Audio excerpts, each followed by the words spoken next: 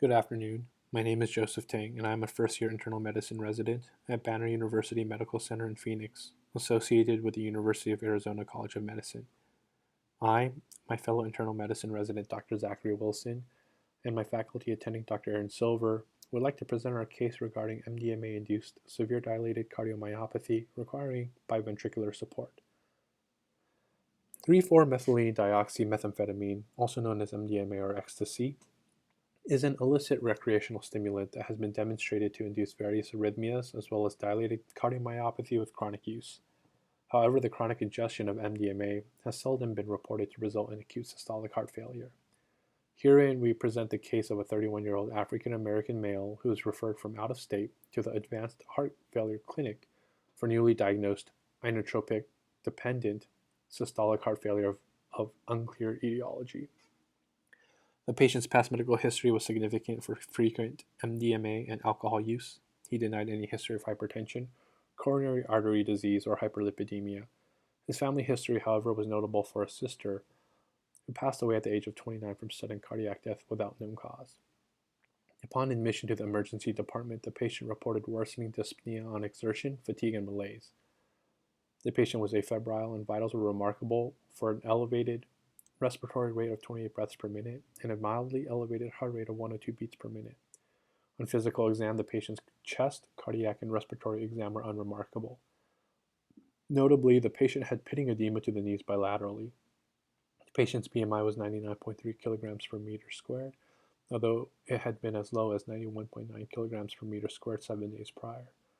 His laboratory values were notable for an N-terminal prohormone BNP level of 4,530 picograms per milliliter. In regards to his viral panel, he tested negative for hepatitis B and C, HIV, EBV, COVID, and influenza. His chest x-ray demonstrated cardiomegaly without acute cardiopulmonary changes, and his electrocardiogram was sinus rhythm and negative for ischemia. His transthoracic echocardiogram was notable for a severely decreased left ventricular ejection fraction of 10 to 15%, a severely dilated right ventricle with severely depressed systolic function, and severe tricuspid regurgitation. His right heart catheterization demonstrated a mean pulmonary artery pressure of 32 milligrams of mercury, a pulmonary capillary wedge pressure of 30 milligrams of mercury, and a cardiac index of 1.43.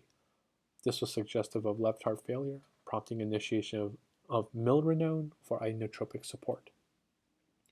He was also started on goal-directed medical therapy with sacubitril valsartan, carvedilol, and spironolactone. A temporary subcutaneous ICD was placed, and the patient later received a total artificial heart as a bridge to candidacy for heart transplant, pending completion of outpatient drug rehabilitation. Pathology of his heart tissue was positive for hypertrophic changes, but otherwise negative for inflammation, interstitial fibrosis, or other interstitial changes. There was also no evidence of coronary artery disease on pathology. In our discussion, we begin by reviewing the complications of stimulant usage. Common complications include arrhythmias, hypertensive emergency, myocardial infarction, aortic dissection, hyponatremia, hyperthermia, serotonin syndrome, and of course, cardiomyopathy.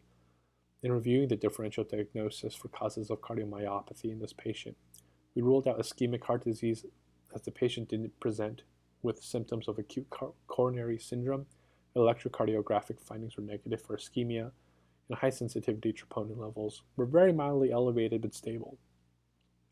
We deemed an infectious etiology to be unlikely as the patient reported no infectious symptoms and viral testing was negative. We did not suspect infiltrative or connective tissue diseases as cardiac pathology was negative for such findings. We did not suspect a congenital heart disease such as hypertrophic obstructive cardiomyopathy, as structural findings would have presented on echocardiograms. We have ruled out hypertension as the patient did not have a history of hypertension.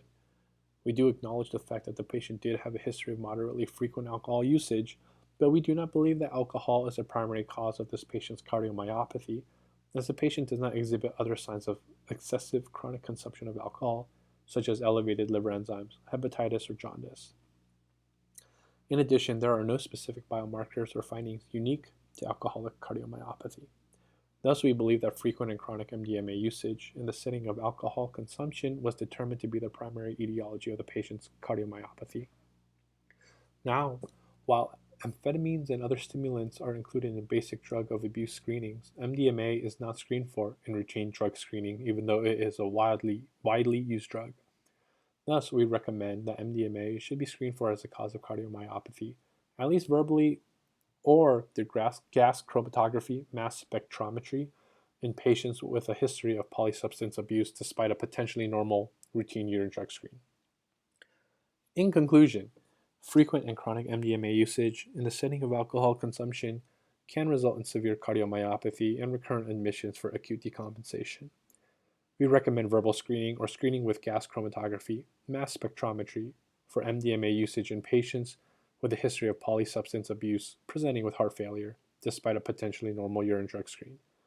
Left ventricular assist devices, such as the total artificial heart, can be a bridge to transplant, allowing select patients to complete drug rehabilitation prior to heart transplantation. Thank you for your time.